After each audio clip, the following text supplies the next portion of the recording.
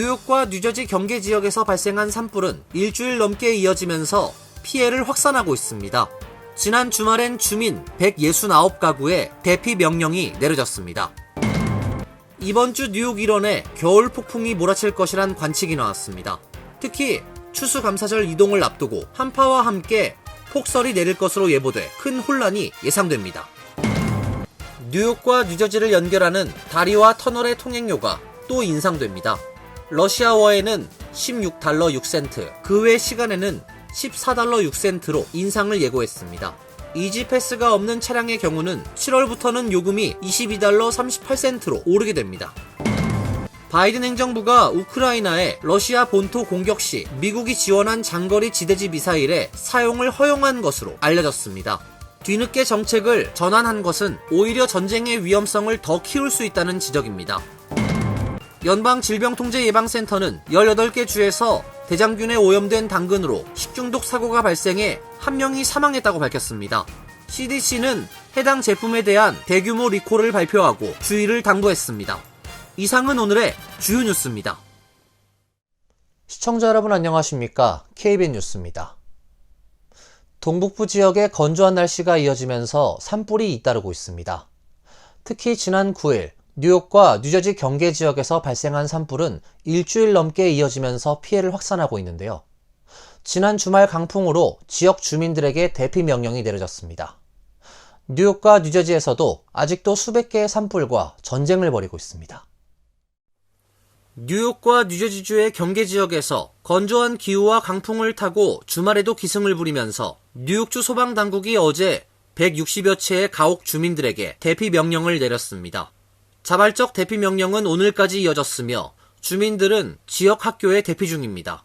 뉴욕주 스털링 주립공원 산림에서 시작된 동북부 산불은 뉴욕과 뉴저지주에 걸쳐서 약 19.4평방킬로미터의 산림을 잿더미로 만들었습니다. 이 지역은 관광안내센터와 그린우드 호수의 주변 시설들, 주요 사적지 등은 문을 열고 있었지만 수렵을 비롯한 산림공원 내의 모든 레저 활동이 중지된 상태입니다. 뉴욕 주 방위군과 주 경찰의 헬기들이 소방대의 진화활동을 돕기 위해 쉴 새 없이 공중 소방 수투하를 계속해서 지역에 따라 최고 90%까지 진화율을 끌어올렸습니다. 뉴욕시에서도 크고 작은 산불이 발생해 뉴욕시 5개 보로에서 특수 TF팀이 조직돼 진화 작업을 했습니다. 이번 달 들어 무려 271개의 작은 산불들이 타올라 뉴욕 역사상 2주일간 최다 산불 발생 신기록을 세웠습니다. 뉴욕시 소방대는 건조한 날씨로 바싹 마른 나무와 마른 풀 때문에 빠르게 번져나가는 관목숲 산불의 특성 때문에 뉴욕시 역사상 최악의 산불이 계속되고 있다고 발표하고 주민들의 각별한 주의를 당부했습니다. 이번 주말 뉴욕 일원에 겨울 폭풍이 몰아칠 것이란 관측이 나왔습니다. 특히 추수감사절 이동을 앞두고 한파와 함께 폭설이 내릴 것으로 예보돼 큰 혼란이 예상됩니다. 17일 국립기상청은 서부 로키산맥 동쪽서 발생한 폭풍이 오는 21일과 22일 사이 중앙평원을 지나 북동쪽으로 이동해 그레이트 레이크스로 향할 것이라고 밝혔습니다. 이에 따라 동부 전역에 강풍과 함께 폭설이 내릴 가능성이 커졌습니다. 특히 뉴욕주 북부 지역은 기온이 급강하하면서 강풍과 폭설 피해가 예상됩니다. 강풍은 그레이트 레이크스를 지나면서 거세지고 폭설은 시간당 2에서 3인치의 적설량을 기록할 전망입니다. 뉴욕주 일부 지역은 최대 1피트의 적설량을 기록할 가능성도 있습니다. 기상청은 아직은 각종 예상치를 확신할 수 없다며 상공의 기온 변동성에 따라 일부 지역의 강수량 혹은 적설량은 달라질 수 있다고 예측했습니다. 뉴욕과 뉴저지를 연결하는 다리와 터널의 통행료가 또 인상됩니다. 러시아워에는 16달러 6센트, 그 외 시간에는 14달러 6센트로 인상을 예고했습니다. 이지패스가 없는 차량의 경우는 18달러가 넘게 지불해야 하고 특히 7월부터는 요금이 22달러 38센트로 오르게 됩니다. 보도에 김태희 기자입니다. 뉴욕 뉴저지 항만청은 지난 14일 열린 이사회에서 통행료 및 요금 인상안이 포함된 94억 달러 규모 새 예산안을 발표했습니다. 예산안에 따르면 조지 워싱턴 브릿지와 링컨 터널, 홀랜드 터널 등 뉴욕과 뉴저지를 잇는 다리와 터널 통행료가 내년 1월 5일부터 인상됩니다. 통행료는 승용차 기준 이지패스 통행료가 피크 시간대 15달러 38센트에서 16달러 6센트로, 오프피크 시간대는 13달러 38센트에서 14달러 6센트로 오릅니다. 항만청은 물가지수 상승을 반영한 43센트 외에 2028년까지 4년간 매년 25센트씩 통행료를 인상할 방침이라고 밝혔습니다. 따라서 내년 1월 5일부터는 현재보다 68센트 올리겠다는 것입니다. 이지패스가 없는 경우 통행료 인상폭이 훨씬 큽니다. 승용차 기준 내년 1월 5일부터 18달러 31센트로 오르고 7월 6일부터는 22달러 38센트까지 인상합니다. 항만청은 이지패스 장착을 유도하기 위한 조치라는 입장입니다. 이외에 맨하탄과 뉴저지를 잇는 열차 서비스인 패스트트레인 요금은 현재 2달러 75센트에서 내년 1월 12일부터 3달러로 오르게 됩니다. 2014년 이후 10년 만의 인상입니다. 한편 뉴욕주가 내년부터 부과를 추진하고 있는 맨하튼 혼잡 통행료에 대해 연방의회에서 입법을 통한 시행 폐지 방안 검토에 들어간 것으로 전해졌습니다.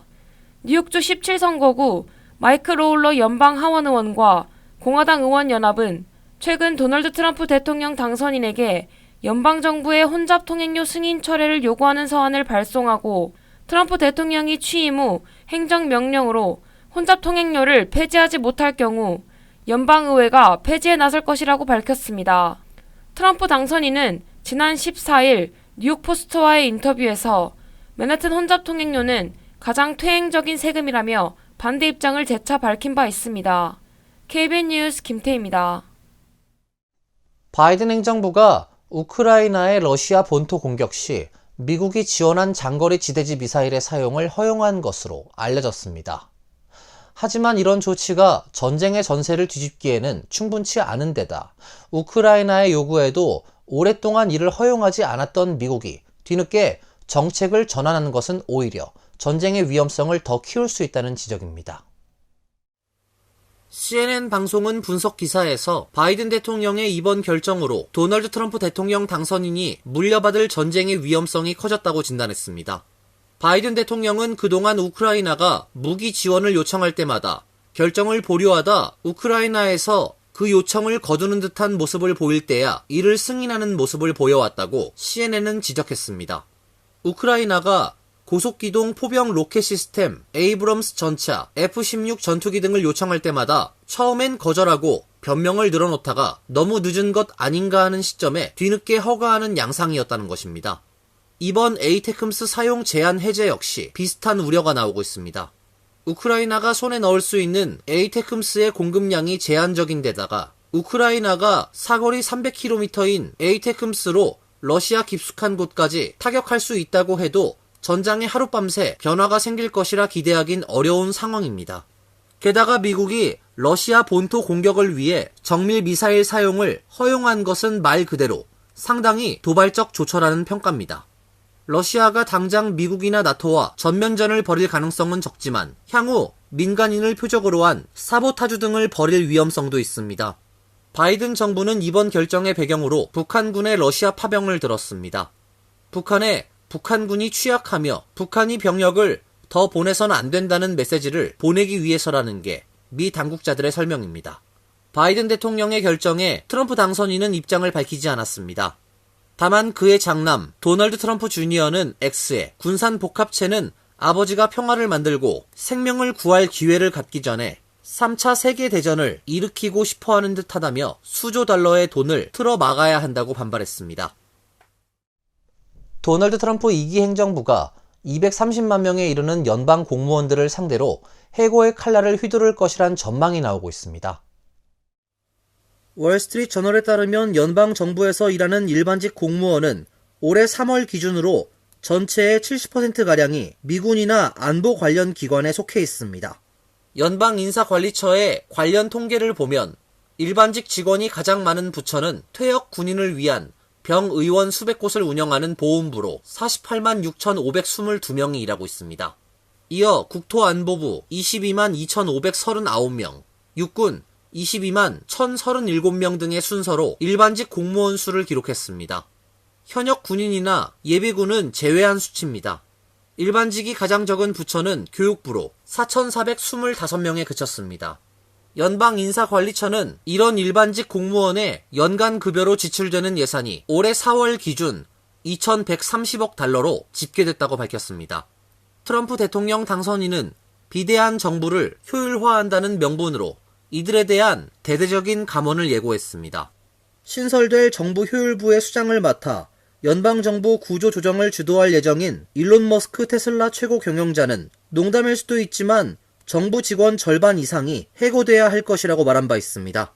머스크와 인도계 기업가 비벡 라마스와미에게 정부 효율부를 맡기겠다고 밝힌 트럼프 당선인은 이들이 1년 반 이내에 연방정부 구조조정을 마칠 것이라고 말했습니다. 머스크는 2022년 소셜미디어 X를 인수했을 당시 기존 직원의 80%를 해고한 바 있습니다. 머스크는 지난달 트럼프 당선인의 선거 유세 현장에서 정부 지출에서 낭비를 근절해 2조 달러를 감축하겠다고 밝혔습니다. 도널드 트럼프 대통령 당선인의 승리 1등 공신으로 꼽히는 일론 머스크 테슬라 CEO가 차기 행정부 구성에 지나치게 개입하고 있다는 지적입니다. 일부 핵심 참모들 사이에서 불만이 터져나오고 있습니다. 워싱턴 포스트에 따르면 머스크 CEO는 트럼프 2기 행정부의 인선 후보에 대해 자신의 입장을 공개적으로 밝히며 트럼프 참모진을 압박하고 있습니다. 그동안 정계 및 언론에서는 헤지펀드 키스퀘어 그룹의 스콧 베센트 창업자가 차기 재무장관으로 유력하게 거론되었습니다. 하지만 머스크는 전날 X에서 투자은행 캔터 피츠제럴드의 하워드 러트닉 CEO를 실제로 변화를 이룰 수 있는 인물이라고 긍정평가한 반면 베센트에 대해서는 늘 해오던 대로의 선택이라며 평가절하했습니다. 트럼프 당선인이 재무장관 결정을 아직 고민하는 가운데 머스크가 자기가 선호하는 사람을 공개적으로 밝힌 것입니다. 트럼프 측근들은 트럼프 당선인이 재무장관 결정을 아직 저울질하는 가운데 머스크가 자기가 선호하는 사람을 공개적으로 밀었다는 사실에 경악했다고 전했습니다.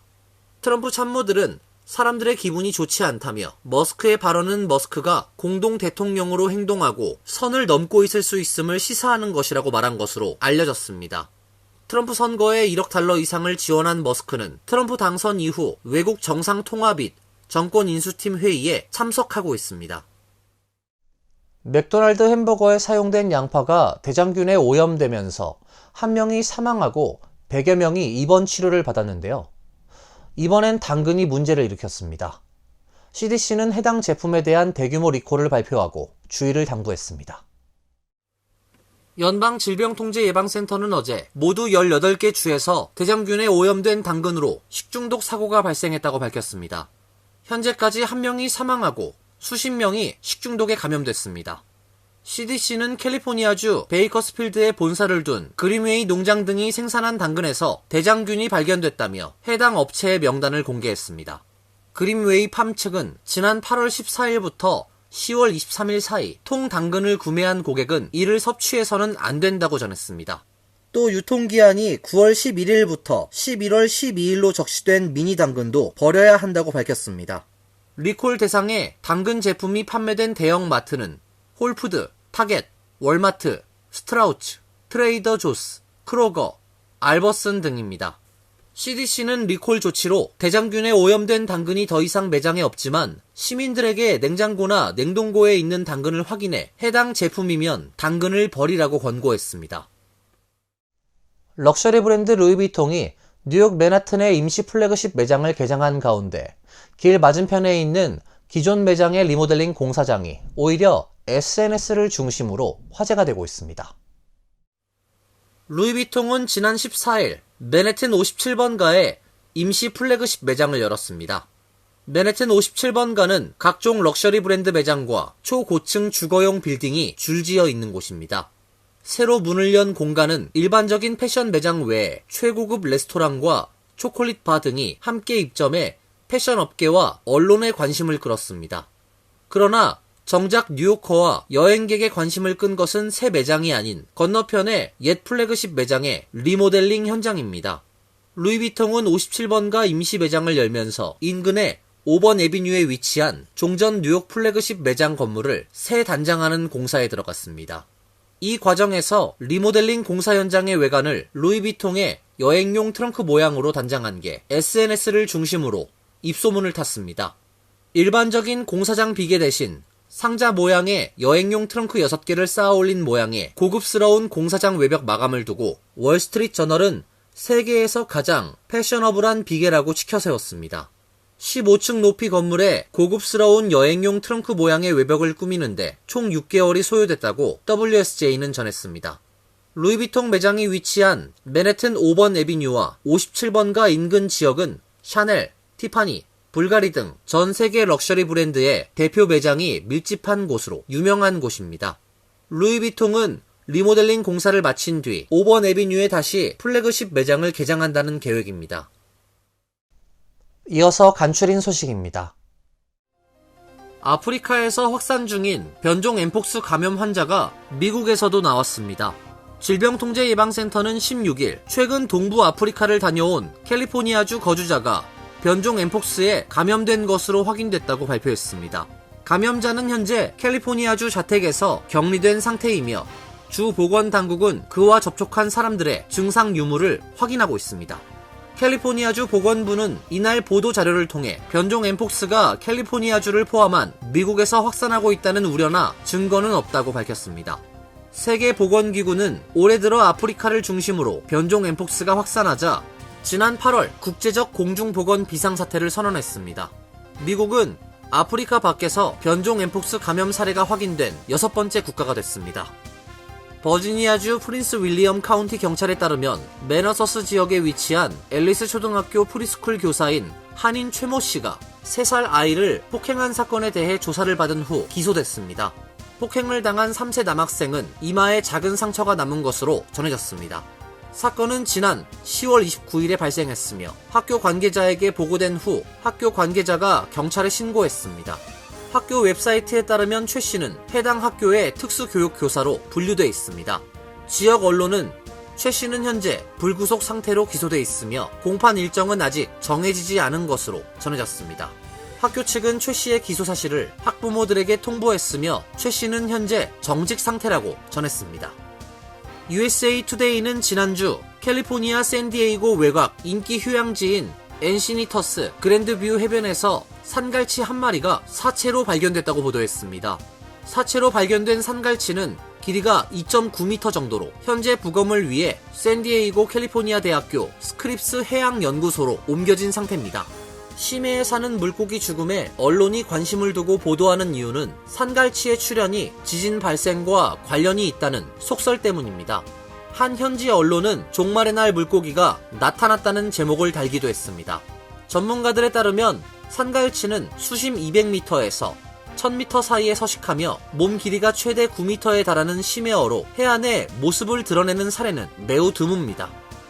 AP통신은 타이타닉호 승객을 구했던 여객선 RMS 카르파티아호의 아서 로스트론 선장이 생존자들로부터 선물받은 티파니의 18K 회중시계가 경매에서 156만 파운드에 낙찰됐다고 보도했습니다. 이 시계는 타이타닉 침몰로 숨진 미국 재계 거물 존 제이컵 에스터의 부인 등 3명의 생존자가 감사의 마음을 담아 로스트론 선장에 선물한 것입니다. 참사에서 살아남은 매들린 에스터는 뉴욕시 맨해튼 5번가에 있는 저택에서 로스트론 선장과 점심을 함께하며 이 시계를 선물했습니다. 로스트론 선장은 1912년 4월 15일 새벽 타이타닉호의 조난 신호를 듣고 지중해로 향하던 카르파티아호를 돌려 구명보트 20여 척에 타고 있던 700여 명의 승객을 구조했습니다. 환율과 증권 소식입니다.